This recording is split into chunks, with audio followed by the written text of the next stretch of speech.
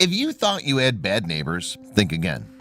A late-night party is nothing compared to what neighbors in a small Madagascar village had to put up with. It started with a strange smell coming from what everyone thought was a vacant house. They all tried their best to ignore the smell, but they knew something was wrong. At first, the residents in the neighborhood couldn't put a finger on where the smell was coming from. The smell was so strong that it felt like it was suffocating the entire area. Nobody wanted to point fingers either, so the issue just kept getting worse and worse. Finally, the neighborhood came together and discovered the smell was coming from a seemingly abandoned house. Now they decided they could do something about it. The neighbors now had to figure out how to get in and solve the problem since the house was abandoned.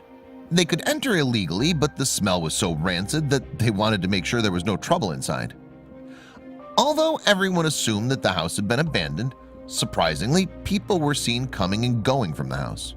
People couldn't believe anyone would even go near the foul-smelling house, let alone go inside it.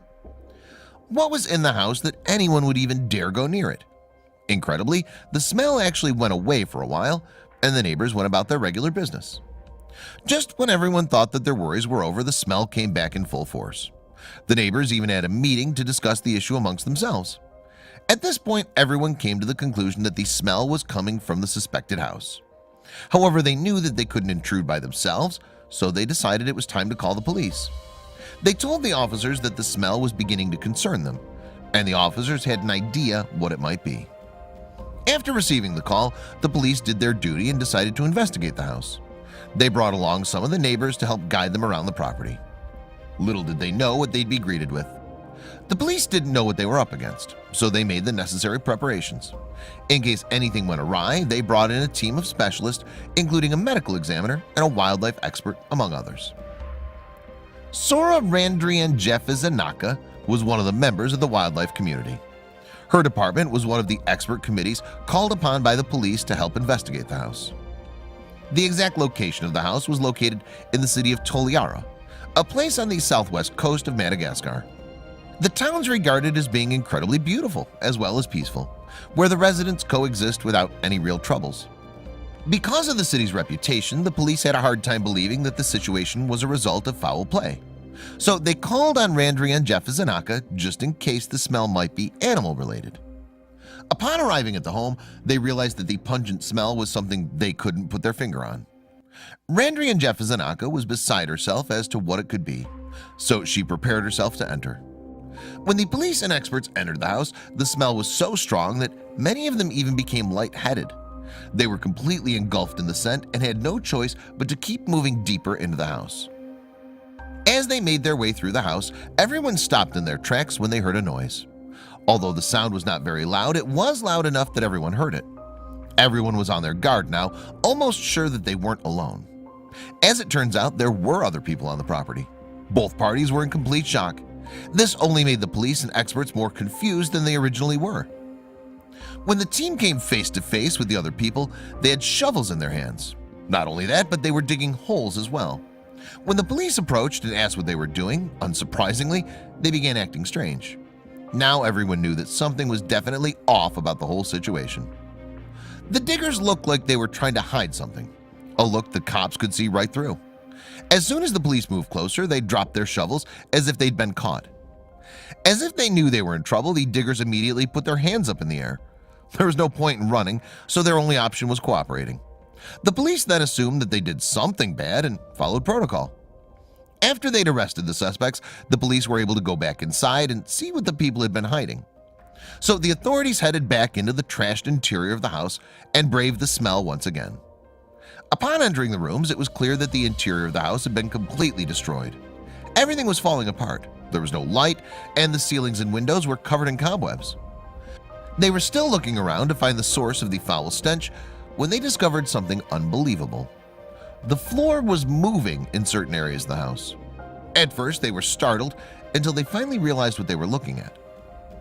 Almost the entire floor was covered in tortoises that were packed in like sardines. There were so many that it looked like they made up the entire floor. The team was speechless as they stood in disbelief. However, Randrianjefizanaka realized that these were no ordinary tortoises and had no clue where they'd all come from. It was hard to look through the rest of the house because there were so many of them scattered everywhere. Rondre and Jeffersonaka immediately knew what she needed to do. She needed to get these tortoises out of the house as soon as possible and relocate them to a safe and suitable place. These animals had been horrendously treated, and it was more than likely that many of them were on the brink of death. It was going to be a lot of work and take a lot of time, but every second the tortoises remained in the house, they were in danger. Rondre and Jeffersonaka knew there was something special about the tortoises, and she was right. The tortoises are rare and known as radiated tortoises. They're rarely spotted in the wild, and only a limited number of the species call Madagascar home. They're known for their docile nature as well as the unique markings on their shells. It started to make sense to Rondre and Jeffersonaka and the rest of the team why the people they arrested had all these animals. Because of their rarity, these creatures are often poached by criminals. Some people even eat them as a delicacy. On the less extreme side of things, people own them as pets. However, keeping these rare tortoises is against the law, but clearly that's not stopping anybody. There are a lot of underground operations that involve stealing the tortoises and illegally selling them. At this point, the species is almost extinct because of how they're treated. This instance was especially heinous. At one point, this species of tortoise were thriving. However, in recent years, their numbers have dropped drastically. In the 1990s, it was estimated that their population was around 12 million, still a relatively low number. However, by 2010, their numbers had dropped to below 6 million. Now there are only an estimated 3 million. Although the team knew that there were countless tortoises in the house, they couldn't tell how many. In total, there were over 9,000 of them crammed in that small space. Although the tortoises had been living in appalling conditions and had been horribly mistreated, they were happy they were able to recover so many. Because many of them were sickly, a lot of care was taken in transporting them to a safe place. Because they'd found so many, the team was hopeful that they might be able to help bring their population numbers back up. Unfortunately, not everything was as good as it seemed with the animals. Even though those helping with the tortoises were happy that they found them, they also learned the hard truth. Unfortunately, it was discovered that many of the tortoises wouldn't survive to the next week because many of them were severely ill. Most of them were dehydrated, and although the vets did all they could do, they couldn't save them all. Even working around the clock, it was almost impossible to work with over 9,000 tortoises. Although many people have been caught, arrested, and charged for animal cruelty, it still continues to happen every day. People become so controlled by greed and money that they forget animals are living beings just like us and deserve to be treated with respect. All in all, around 8,000 of the tortoises survived the near-death experience. Now the question is what to do with them. The team wasn't sure if they were ready to be released back into the wild, but they were also sure that no facility could look after all 8,000 of them. After all, they'd been through the worst. So now everyone just wanted them to be comfortable and be happy. It was the least they could do for them. As it turns out, the tortoises couldn't be released back into the wild.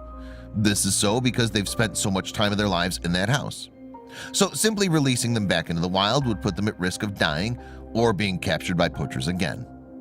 Instead, they'll be looked after closely by teams of experts who will ensure that they're safe and comfortable. Now, the tortoises can finally relax. Today, the tortoises have never had a better life. They get plenty of attention, food, water, and have a dedicated team that's beyond excited to work with them. At the moment, the first thing that the researchers are focusing on is how to get their population numbers back up. They have 8,000 tortoises to work with, so things are beginning to look up, not just for this group of tortoises, but for the species overall. Not only are the people who illegally hoarded these poor turtles criminals, but they're animal abusers as well. Considering the extent of their crime, many people wanted to see them receive the justice they thought the criminals deserved. In court, they were judged harshly and received long prison sentences for their crimes. This also helped send a message to anyone else who might be involved in such activities. Now the criminals will know what it's like to be held against their will in a small space.